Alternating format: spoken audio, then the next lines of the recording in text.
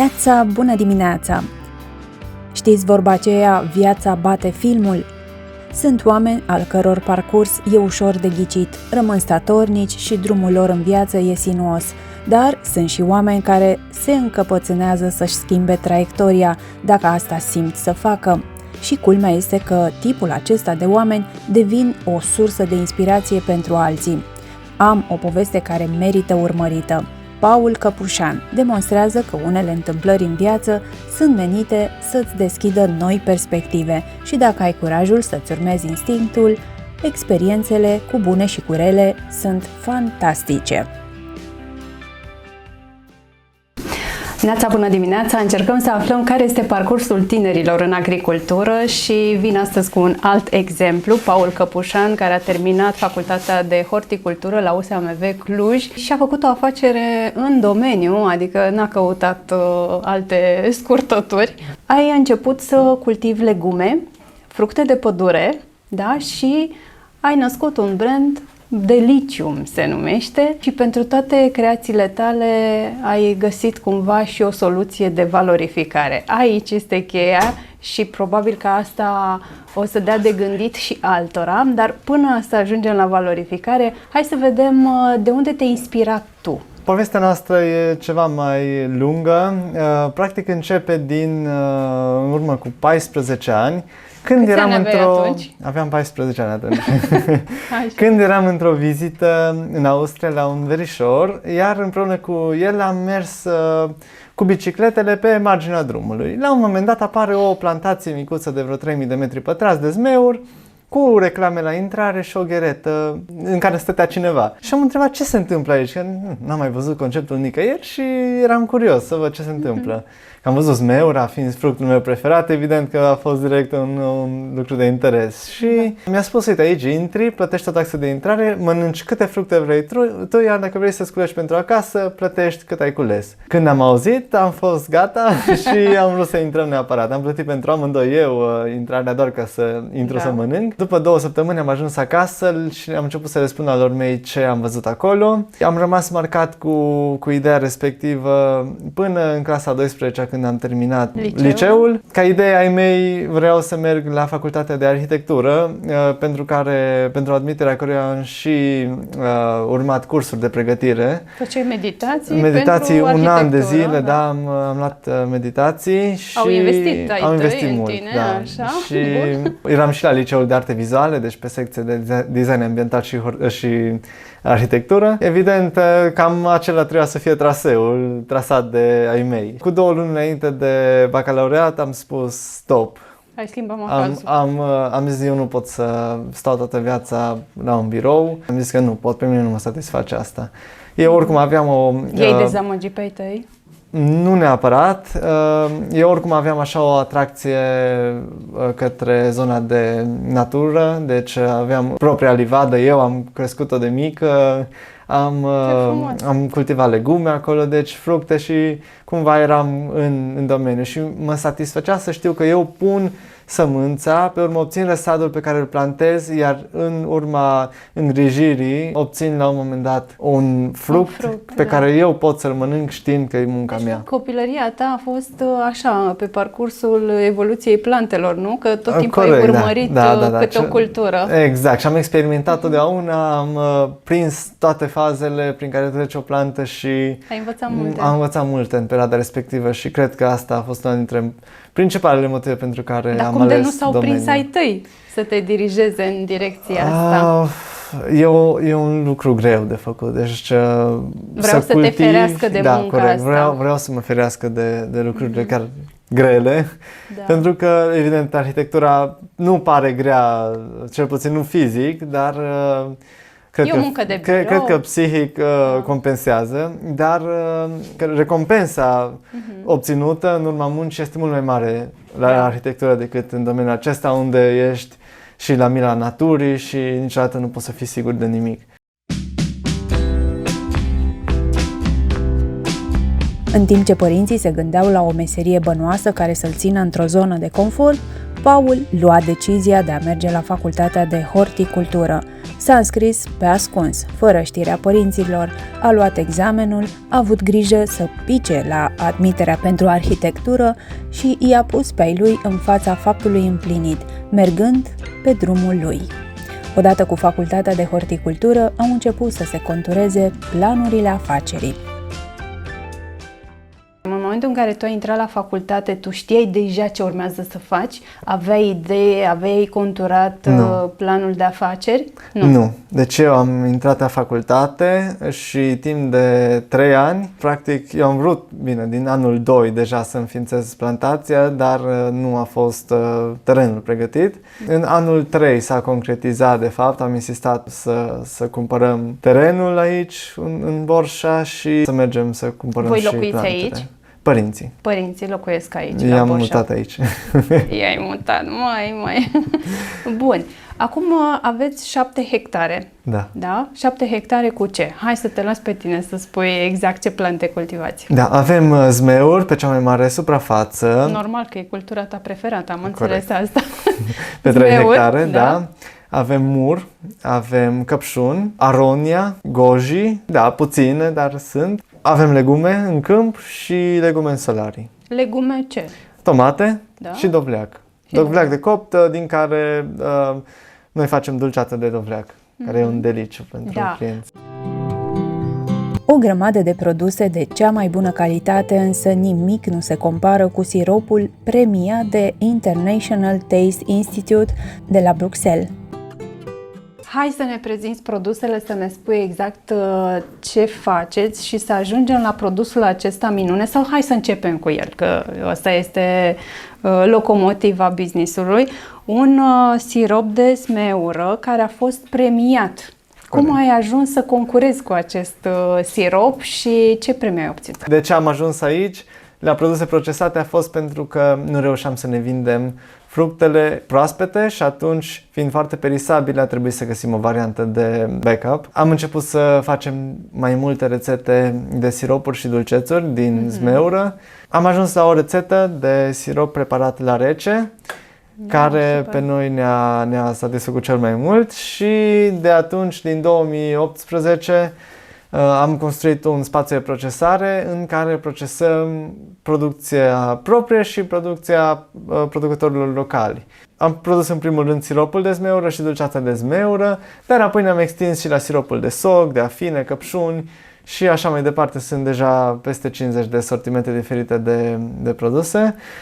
Cum ați ajuns la rețeta asta? Totdeauna, înainte să facem o investiție sau să concretizăm un tip de produs, facem mai multe rețete. Ca și idee, am avut în prima fază 1,5 de hectar de plantație de zmeur experimentală, 16 soiuri diferite. Wow. Deci am făcut asta, timp de 3 ani de zile am studiat să vedem care dintre soiuri se potrivesc cel mai bine pentru condițiile pedoclimatice din zona noastră. Așa. Și am ajuns să avem în momentul acesta 2 soiuri din cele 16. Și așa am făcut și cu siropul de zmeură și cu dulceața de zmeură. Asta e stat până ați găsit varianta optimă. Corect. Și am ajuns la această rețetă care s-a concretizat, de fapt, calitatea acesteia și a produsului în sine, chiar de către cel mai înalt institut de certificare a calității alimentelor din lume, adică la International Taste Institute la Bruxelles, unde siropul nostru de zmeură a obținut 2 din maxim 3 stele posibile. Wow. Stelele sunt echivalentul stelelor Michelin ale alimentelor, cumva. Deci, bine, mersi, ați putea să livrați acest sirop în restaurantele cu stele Michelin. Categoric, da. Deci sirop care să contribuie la rețetele faimoase. Da. Noi oricum, majoritatea siropurilor noastre merg în domeniul Horeca. Deci noi producem pentru Horeca în cea mai mare parte. Da, eu am gustat siropul ăsta cu apă, da? Deci el se diluează, se pune o cantitate foarte mică. Cât trebuie pus într-un pahar? 1:6 este raportul, adică o 1:6. parte sirop, 5 părți apă. Este extraordinar. Chiar își păstrează savoarea aia, prospețimea, Savoare, zmeura. culoare și tot ce e bun în fruct. Este cu pulpă și atunci se la vede. rece, e grozav. Cum reușiți să le conservați fiind presate la rece? Dar există două variante de a tehnica? face sirop. Fie se fierbe, fie se prepară la rece și atunci este obligatoriu utilizarea conservantului. Dacă se fierbe, practic se pierde tot ce este valoros în aportul fruct. nutritiv, vitaminele, da. Da, deci tot aportul nutritiv Și este mergeți pierdut. pe varianta Am mers pe varianta conservant? cu conservant. De ce? Pentru că, în primul rând, vrem să obținem un produs natural și sănătos în același timp, și aromat și cu o culoare frumoasă. Dacă se fierbe, se pierde și culoarea. Și atunci ce se întâmplă?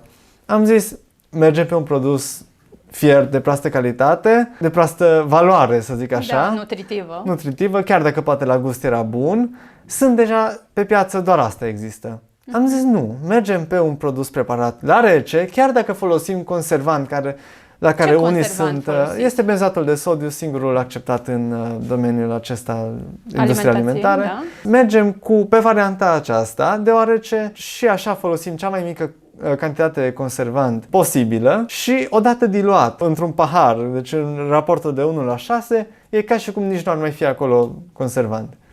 Și atunci obținem valoare. Bine, totul este să beți moderat, adică nu bem cisterne. Indiferent cât se bea, bine, nu se poate bea așa mult, dar indiferent cât sirop de la noi ați bea, nu veți depăși doza zilnică admisă. Nici măcar poate minimă admisă.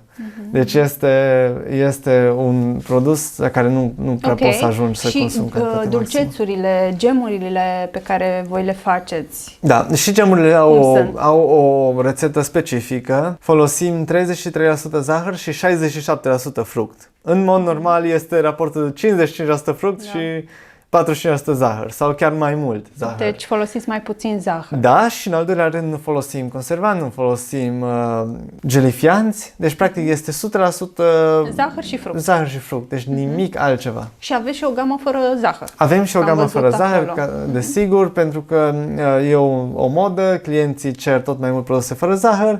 Și cum e magiunul de prune, sigur, ce mai puteți obține fără zahăr? Da, noi am făcut, avem o gamă interesantă, practic noi nu îndulcim cu nimic, este 100% fruct, am preparat zmeură, afine, coacăze, măceșe, căpșuni, sunt mai multe produse care toate sunt în același... Și nu deranjează că sunt fără zahăr? Nu deranjează deoarece clienții pot să-l cumpere și să-l dea chiar și copilașilor micuți de 1-2 ani, pot să-l îndulcească dacă doresc cu miere și atunci se compensează în zona respectivă. Excelent! Avem aici și roșii, am văzut, ecologice și ele. Da, ferma noastră este în conversie, în cultură ecologică și aici este magazinul vostru, da? Da.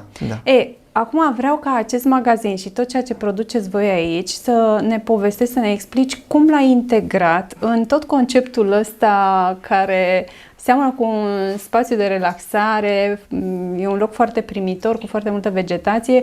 De ce ai făcut treaba asta? Tot ca să valorifici produsele, ai combinat cumva partea de evenimente cu producția voastră, cu magazinul ăsta, care este constelația de idei care au conturat locul ăsta. Corect. Așa cum ne-am adaptat prima dată din producție agricolă în producție procesată, în industria alimentară, ne-am mai lovit de încă un zid foarte mare, adică aveam deja și fructe multe, dar aveam și siropuri și dulcețuri multe.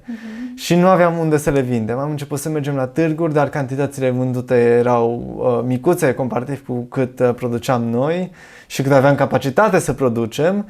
Și atunci m-am gândit la conceptul din Austria, deci a trebuit să ne reinventăm din nou. Am zis cum integrez asta în ceea ce facem aici și cum o ducem mai departe. Și am început să deschidem ferma din 2019, îi spun tatălui meu în primăvară, așa prin martie, să știi că în 15 iunie avem primul eveniment la fermă. Face tata, du-te, nu vorbi prostii, că cine vine până aici să-ți culeagă zmeura?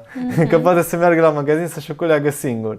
Amuzat să că vezi tu. Am dat drumul înscrierilor pentru evenimente pe pagina de Facebook și în câteva ore s-au umplut tot, deci 100 de oameni, de vizitatori.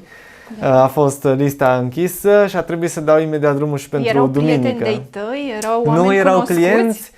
clienți noi, pur și simplu, care ne urmăreau pe pagina de Facebook și văzând ideea respectivă, li s-a părut foarte interesant. Să vină să-și culeagă ei. Așa e, da, să vină să-și culeagă, să mănânce cât vor. Am făcut și preparate platouri din produse locale, de calitate. Am făcut la ceaun, paprikaș de pui cu mămăligă sau gulaș. Deci chiar am făcut multe preparate și gastronomice care au atras foarte tare. În primul rând, experiența fiecăruia a fost foarte, foarte valoroasă, să zic așa. De când ați început să faceți evenimentele astea? Din 2019. 2019. Da, de atunci, deci în primul an am avut 5.000 de vizitatori în fermă, în următorul 12.000, anul trecut 15.000 și anul acesta... 15.000 la un singur eveniment? Nu, în total. De-a lungul Da, în 4 luni. Și anul acesta estimăm peste 20.000 de vizitatori. Când organizați evenimentele astea? Evenimentele sunt organizate în weekenduri, deci sâmbătă și duminica, iar pentru corporații sau pentru alte evenimente private organizăm în timpul săptămânii, deci de luni până vineri. Așa de mult le place tuturor. Încă am avut și o nuntă, ca să înțelegeți. Deci super, excelent. Da, deci ce ați creat aici ca spațiu de amenajare și așa mai departe? Povestește-le oamenilor ce pot face aici, pe lângă momentul ăsta de cules. Da, și faptul că pot lua un prânz delicios cu produse locale.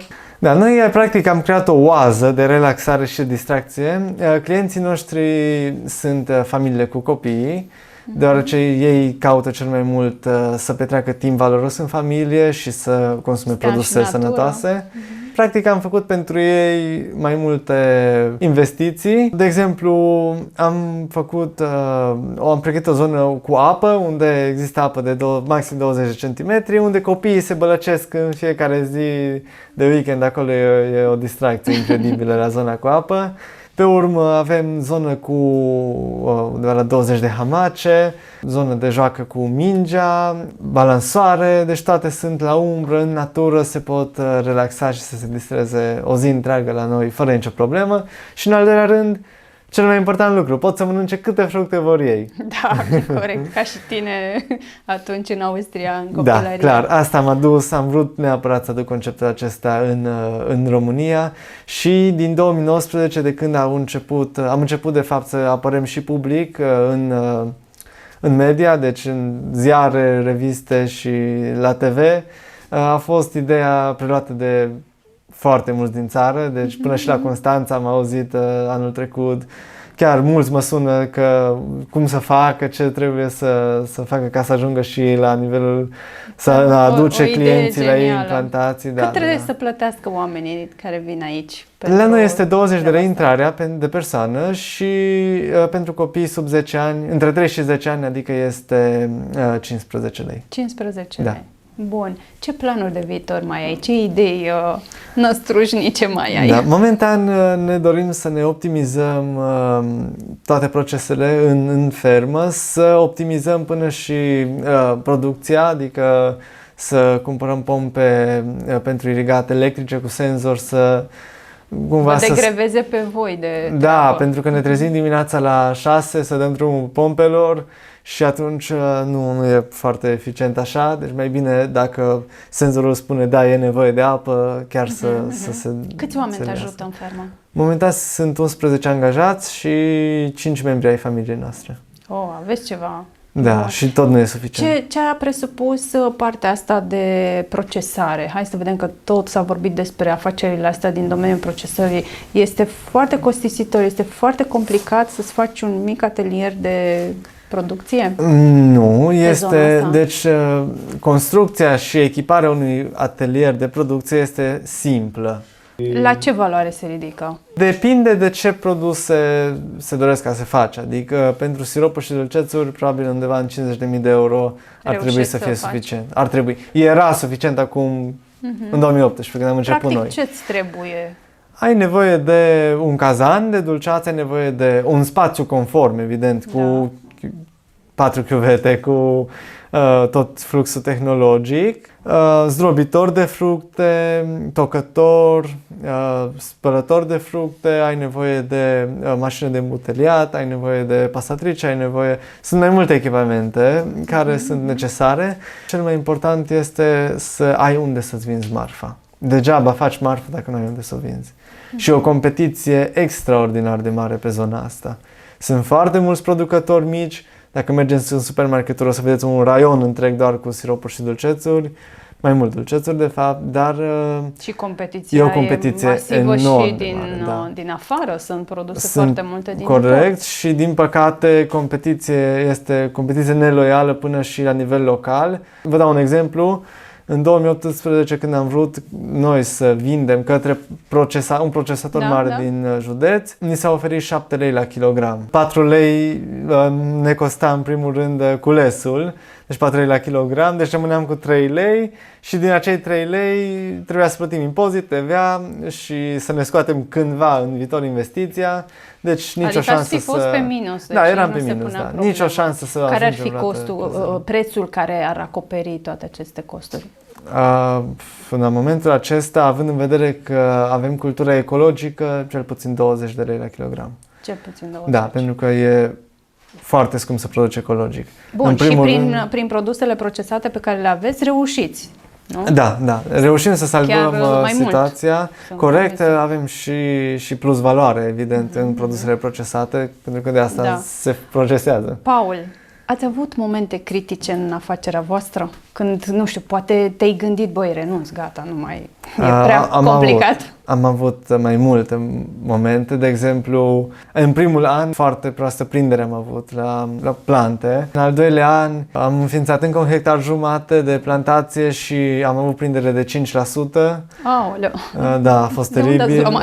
Din Polonia, de la pepinieră autorizată. Bun, aviz amatorilor. În același an, un vecin a erbicidat cultura de porumb și a bătut vântul și a dus tot erbicidul la noi pe cultură și abia am salvat cultura, ca în anul următor să producă, pe anul următor... Dar problema asta poate să fie în orice an, nu? Da, corect. Dar odată ce s-a întâmplat lucrul respectiv, acum toată lumea din sat știe că nu se erbicidează pe vânt. Până atunci nimeni nu știa și nu țineau cont de asta. Pe urmă, un dăunător ne mânca lăstarii înainte să iasă din pământ și nu știam de ce. Am ajuns să merg până în Italia să aflu ce dăunător este, pentru că la noi nimeni nu știa să ne spună. De la București, la Cluj, la toate universitățile, nimeni nu a știut să-mi spună. Și am ajuns în Italia și la primul om cu care am povestit, în 3 minute mi-a spus ce dăunător era. Și despre ce e vorba? Era vorba despre o larvă, este un țânțar primăvara de vreme care nu împunge, e mare și nu împunge. Și acela, practic, de ce nu știa nimeni să-mi spună? Deoarece el își schimbă culoarea în funcție de regim alimentar. Serios? Deci în funcție de ce mănâncă are o anumită colorație. Și atunci nu știau ce este. Pe urmă am avut, evident, momentul în care nu puteam să mai vindem fructele. Pe urmă au avut un atac de viesp și mâncau fructele înainte să se coacă. Și nu mai avut ce să culegem. Deci am avut plus că anul acesta, din păcate, acum o lună și o săptămână, am avut un incendiu în care a ars depozitul nostru, în care aveam 2 ani din viața noastră de muncă și am pierdut un atelier de tâmplărie unde am făcut tot ce ați văzut afară, zona de relaxare. Am avut foarte multă marfă, deci pe care ne bazam. La ce valoare se ridica pierderea? Aproximativ 200.000 de euro, chiar puțin peste. Vai, trebuie să vă asigurați... Din păcate, situația cadastrală la momentul respectiv nu era rezolvată la nivel de comună și acum e ok, dar cam târziu, din păcate. Da, deci au venit tot felul de momente care tot mai grele și cu ocazia asta cred că ne-au și întărit. Dar ne puteam și lipsi de ele, sincer. Asta vă doresc din tot sufletul, să nu mai aveți astfel de probleme, să mergeți înainte, faceți lucruri minunate. Mulțumim! Felicitări! Și uite, în final, vreau să le spui tinerilor care își caută un drum în viață, care poate ca și tine se gândesc, oare ce să fac, în ce să investesc, drumul meu care să fie în viața asta. Ce le-ai spune din experiența ta? Crezi că agricultura e un domeniu de viitor? Merită să investești în domeniul ăsta? E un domeniu de viitor, pentru că populația este tot mai multă, terenul agricol tot mai puțin și nevoia de mâncare tot mai mare. Deci există potențial și se pot face bani și aici. Da, suntem constrânge mulți factori care ne pot influența din toate punctele de vedere, ba dăunători, ba o boală care vine. Până și în solarii pot să ajungă dăunători care, chiar dacă zici că acolo controlezi tot, și acolo pot să intervină probleme. Dar dacă ar fi să zic, să recomand cuiva ce să facă unui tânăr, de exemplu, e să-și urmeze pasiunea. Și mai mult de atât, după ce și-a urmat pasiunea, să experimenteze prima dată. Deci prima dată experimentează la o scară mică, vede dacă funcționează, își caută clienții, pentru că dacă începi cum am început noi, fără clienți, adică fără o bază, deci nu aveam produse, dar ce facem cu ele? Nu aveam ce face cu ele. E greu. Da, pierzi. Deci șansa să pierzi e foarte mare. Și după ce a reușit să facă asta, e să găsească un echilibru între muncă și viață, să zicem așa, viață personală. E un domeniu foarte greu, agricultura. Deci, pentru mine este o satisfacție mare, dar sincer vă spun, la cât de multe lucruri au trecut peste noi și câte trec în continuare, eu dacă aș putea să dau timpul înapoi, nu m-aș mai întoarce aici. Serios? N-aș mai alege calea asta. Te-ai întoarce la arhitectură? Nu. Nici așa? Nu. M-aș reorienta, poate în comerț sau în ceva, dar nu, aici nu. Dar am intrat în joc, jucăm. Acum trebuie să joci. Orice ar fi, orice domeniu aș alege, nu mi-ar oferi satisfacție de aici. Și probabil aș regreta că nu sunt în domeniul acesta și poate aș face ca și o afacere secundară. Dar mi-am bazat viața, mi-am bazat veniturile, mi-am adus familia aici și i-am pus în situații grele, pot să zic, de muncă continuă, de dimineața până noaptea și asta mă face să spun că... Și pe urmă vine un incendiu și îți taie 2 ani din viață, e greu și asta mă face să zic că n-aș mai face odată. Pentru că dacă stau în alt domeniu, sigur nu mi-a foc 2 ani din viață. Corect. Paul, cum se vede România prin ochii tăi de aici, din ferma ta, din magazinul tău? România se vede tot mai bine. Da? Nu pot să zic foarte bine, nu pot să zic bine, nu pot să zic nici rău. Se vede tot mai bine. Adică se vede o creștere a calității vieții, a calității produselor. Eu chiar cred că România are potențial. Într-adevăr, suntem în urmă cu aproximativ 20 de ani față de restul Europei, dar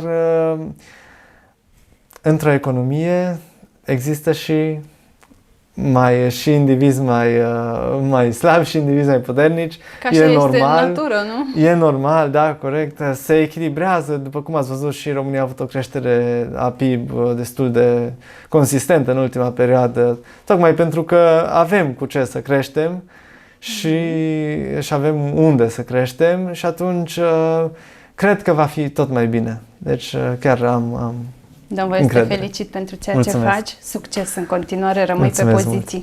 Corect. Mulțumesc. Că faci treabă bună. Super.